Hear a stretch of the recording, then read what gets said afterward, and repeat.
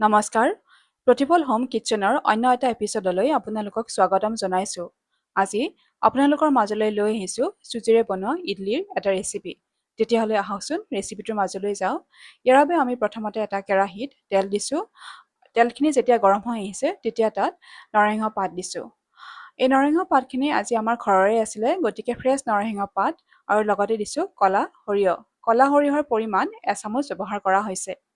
আৰু লগতে ইয়াতে যিখিনি তেল ব্যৱহাৰ কৰিছোঁ সেই তেলটো হৈছে জলফাই তেল। কিছু আমাৰ ভাজি লৈছোঁ। ইয়াৰ পিছতে ইয়াতে দিছোঁ চুজি। চুজিৰ পৰিমাণ এটা ডাঙৰ বাটিৰে 2 বাটি ব্যৱহাৰ কৰা হৈছে।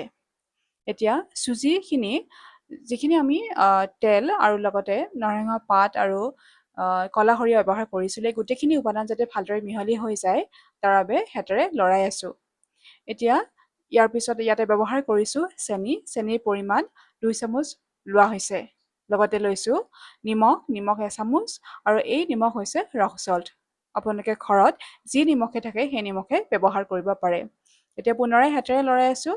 যেতিয়া দেখিছোঁ যে চুজিখিনি জৰ্জৰীয়া হৈ আহিছে তেতিয়া আমি বাৰ্ণাৰটো অফ কৰি দিছোঁ। দেখিছেনে ধুনীয়াকৈ জৰ্জৰীয়া হৈছে।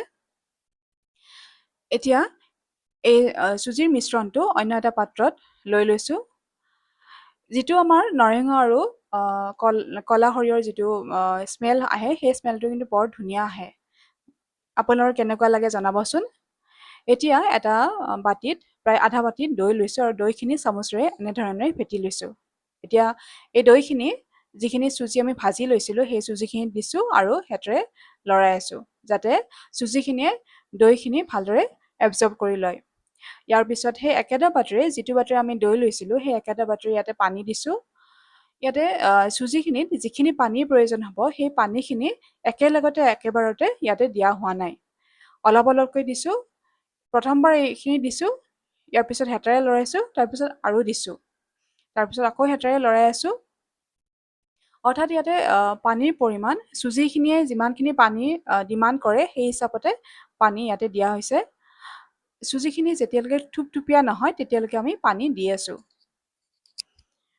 দেখিছে আগতকৈ সি থুপথুপীয়া হৈছে। দেখিছেনে ইয়াৰ মিশ্ৰণটোৰ গ্ৰেভিটিটো। এতিয়া কিছু সময়ৰ বাবে আমি ঢাকনেৰে ঢাকি থৈ দিছোঁ। ইয়াৰ পিছত আমি ঢাকনিখন আঁতৰাই চাইছোঁ। এতিয়া আৰু অলপমান পানী দিছোঁ। এতিয়া পুনৰাই হাতেৰে লৰাই আছোঁ। এতিয়া উপযুক্ত হিচাপত থুপথুপীয়া হৈ পৰিছে।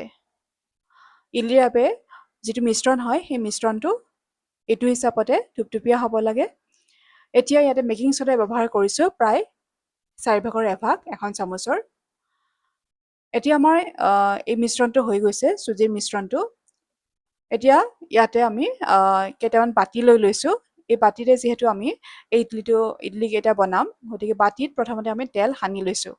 এতিয়া এই বাতিকেইটাত অলপ অলপকৈ চুজিৰ মিশ্ৰণটো দি দিছোঁ, কিন্তু চুজিখিনি দিওঁতে আমি বাতিকেইটাৰ প্ৰতিটো বাতিৰে প্ৰায় 3/4 চুজি দিছোঁ। এভাগ আমি দিয়া নাই। কাৰণ যিহেতু ইয়াতে বেকিং ছ'ডা ব্যৱহাৰ কৰা হৈছে, গতিকে সি এনেও ফুলি আহিব। ফুলি আহিলে যাতে অতিৰিক্ত হিচাপে ফুলি নাহে, গতিকে অলপ ঠাই ৰাখি থৈ দিছোঁ। ইয়াৰ পিছত এটা কেৰাহীত নেমু টেঙা দিছোঁ। পানী লৈ নেমু টেঙা দিছোঁ। নেমু টেঙা এইকাৰণে দিছোঁ যাতে কেৰাহীটোত দাগ নবহে। এতিয়া এডাল ষ্টেণ্ড দিছোঁ আৰু ইডলিটোত এতিয়া এই কেৰাহীটোৰ ওপৰতে বনাম। এতিয়া এখন থাল দিছোঁ আৰু থালখনৰ ওপৰত এই বাতিকেইটা দিছোঁ আৰু ঢাকনিৰে ঢাকি থৈ দিছোঁ। প্ৰায় 20-25 মিনিট সময়ৰ পিছত আমি ঢাকনিখন আঁতৰাই চাইছোঁ। এতিয়া এখন কাটাৰেদি এই ইডলি এটাৰ ভিতৰলৈ সোমাই চাইছোঁ। দেখিছেনে সি ধুনীয়াকৈ উপযুক্ত হিচাপত সিজি উঠিছে। কাটাৰখনত লাগি অহা নাই। এতিয়া যিহেতু আমি তেল লগাই থৈছিলোঁ বাতিকেইটাত, গতিকে ইয়াৰ পৰা উলিয়াওঁতে সহজে হৈছে। এতিয়া এই ইডলিটোৰ লগত যিটো আমি চাটনি বনাম সেই চাটনিটো দেখুৱাই আছোঁ। চাটনিটোৰ বাবে আমি ইয়াৰ পৰিমাণখিনি দিয়াই আছে। যিখিনি উপাদানকেইটা আছিলে আমাৰ বিলাহী, পিঁয়াজ, লগতে পনীৰ আৰু ব্যৱহাৰ কৰা হৈছে নহৰু। এতিয়া সেই একেটা কেৰাহীতে আমি ইয়াতে ব্যৱহাৰ কৰিছোঁ জলফাই তেল। জলফাই তেল দিয়াৰ পিছত যেতিয়া তেলখিনি গৰম হৈ আহিছে, এতিয়া চাটনিটোৰ বাবে যিখিনি আমি উপাদান লৈছিলোঁ সেই উপাদানখিনি ইয়াতে দি দিছোঁ। কিন্তু উপাদানখিনি দিওঁতে একেলগে আমি দিয়া নাই, এটা এটাকৈ এপদ এপদকৈ দিছোঁ। এতিয়া ইয়াৰ পিছতে ইয়াতে এচামুচ বাটাৰ ব্যৱহাৰ কৰিছোঁ আৰু লগতে লৈছোঁ এচামুচ ৰক চল্ট। এতিয়া পুনৰাই হাতেৰে লৰাই আছোঁ। লগতে দিছোঁ ইয়াতে হালধি পাউডাৰ আন্দাজ অনুযায়ী। এতিয়া এইখিনি কিছু সময়ৰ বাবে ভাজি আছোঁ।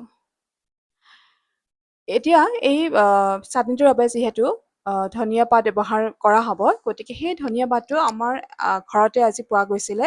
গতিকে ধনিয়া পাতটো আমাৰ এইখিনি ফ্ৰেছ ধনিয়া পাতে হয়, যিহেতু বহুত বেছি পৰিমাণে নাছিলে, গতিকে যিখিনি আছিলে সেইখিনিকে লৈ আহিছোঁ। এতিয়া এইফালে যিহেতু বানত আমি উঠাই থৈছিলোঁ এই চাটনিটোৰ বাবে, গতিকে এইখিনি ইয়াতে তাৰপিছতে দিছোঁ আমি জিৰা গুড়ি, আৰু কিছু সময়ৰ পিছত আমাৰ এইখিনি ভজা হৈ গৈছে। ভজা হওঁতে আমি সম্পূৰ্ণভাৱে ভাজি লোৱা নাই, আধা ভজাকৈ লৈছোঁ। এতিয়া কিছু ঠাণ্ডা হোৱাৰ পিছত গ্ৰাইণ্ডাৰৰ জাৰত দি দিছোঁ আৰু এনেধৰণেৰে গ্ৰাইণ্ড কৰি লৈছোঁ। এতিয়া এটা পাত্ৰত এইখিনি লৈ লৈছোঁ আৰু ওপৰত যিখিনি আমি ধনিয়া পাত লৈ লৈছিলোঁ সেইখিনি দি দিছোঁ। দেখিবলৈ বৰ সুন্দৰ হৈছে। বিশেষকৈ ছানডে ব্ৰেকফাষ্টৰ কাৰণে উপযুক্ত হয়। বিশেষকৈ পেটৰো কোনো প্ৰব্লেম নহয়, স্বাস্থ্যৰ কাৰণে উপকাৰী হয়। এয়া হৈছে আজিৰ ৰেচিপি। ৰেচিপিটো চাই কেনেকুৱা পালে জনাব। যদি ভাল পায় তেতিয়াহ'লে লাইক, শ্বেয়াৰ আৰু কমেণ্ট কৰিব নাপাহৰিব। লগতে ছাবস্ক্ৰাইবো কৰিব। আজিলৈ আহিছোঁ, ধন্যবাদ।